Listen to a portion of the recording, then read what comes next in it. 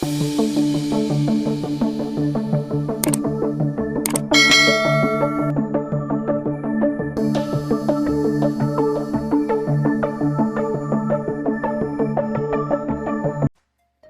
tayo magpatuloy, huwag kalimutang mag-subscribe sa aking channel.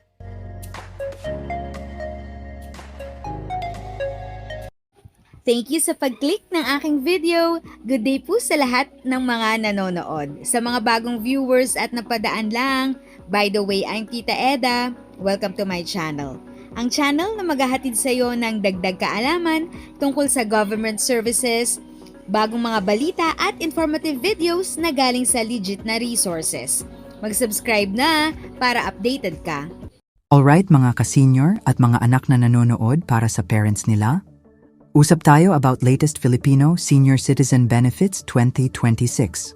Kasi ang dami pa ring hindi nakakaalam ng buong benefits na pwedeng ma-enjoy. Sayang naman kung hindi ma-maximize, di ba? Gagawin ko itong simple, malinaw, at parang nagkukwentuhan lang tayo. Pero kompleto ang details. Ready? Let's go! Latest Filipino Senior Citizen Benefits 2026, 120% discount plus VAT exemption. Basic but powerful. Ito ang pinakakilala pero marami pa ring hindi alam kung saan exactly pwede gamitin. Restaurants, fast food, groceries, basic necessities, drugstores, medicines, transportation, bus, jeep, taxi, Grab, MRT, LRT, domestic flights. Hotels and lodging recreation, cinema, theme parks. Important, hindi lang 20% discount, may VAT exemption pa. Ibig sabihin, mas malaki talaga ang bawas kaysa sa akala mo. Example, kung 1,000 ang bill mo sa restaurant, hindi lang basta 200 ang bawas. May VAT adjustment pa bago i-apply ang 20%. Kaya minsan mas malaki sa expected ang total discount. Tip, always bring your senior citizen ID. Hindi pwedeng picture lang minsan, dapat physical ID next naman ay 500 to 1,000 monthly social pension. Ito para sa indigent senior citizens, meaning walang regular na pension from SSS, GSIS, or ibang source. Magkano? Regular, 500 per month.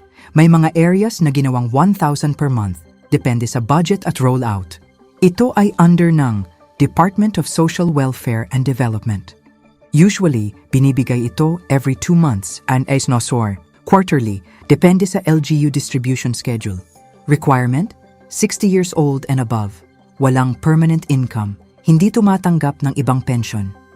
Tip ko sa inyo, makipag-coordinate sa OSCA office ng inyong city or municipality para ma-assess kung qualified.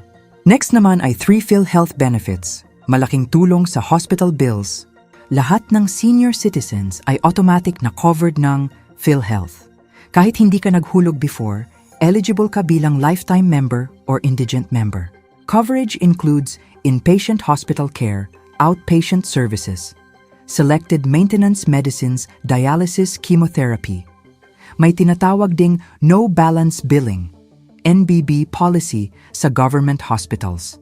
Ibig sabihin, kung pasok ka sa category, pwedeng zero ang babayaran mo. Reminder, hindi automatic zero lahat. Kailangan tama ang proseso at accredited ang hospital. Next naman ay 4 free medical and dental services, LGU-based. Maraming cities ngayon nagbibigay ng free checkups, free laboratory tests, selected, flu and pneumonia vaccines, free maintenance medicines, selected barangays. Depende ito sa budget ng LGU, kaya importante na updated ka sa announcements ng City Hall ninyo. Next naman ay 5 income tax exemption.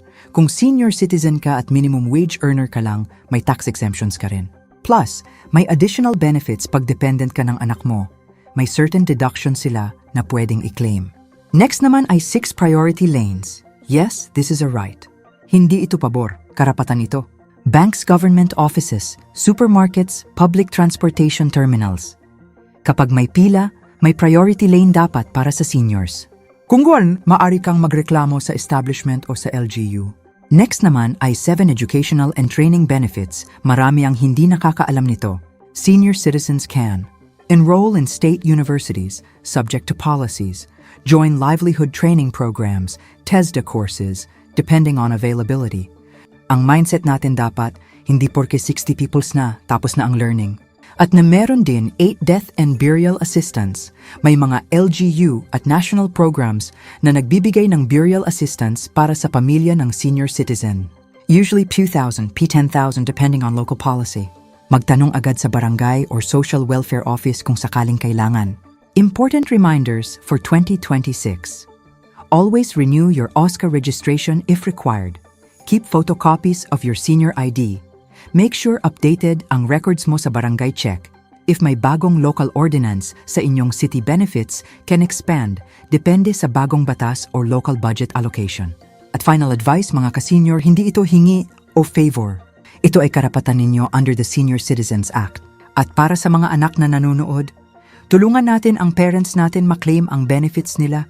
Minsan nahihiya sila magtanong, pero malaking tulong ito sa daily expenses.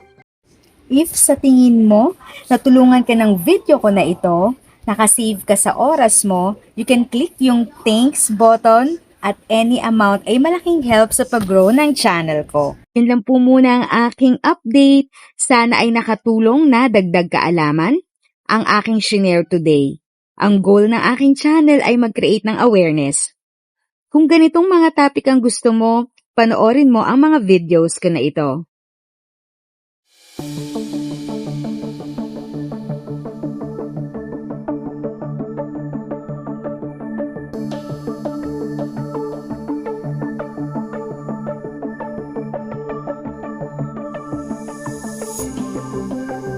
Watching, kung may kapamilya, kaibigan o kakilala sa tingin mo ay magiging interesado sa video, please share or tag sila sa comment section.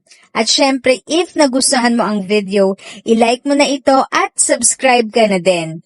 As always, feel free to write your questions, comments, and opinions respectfully. And continue to be a blessing and stay safe.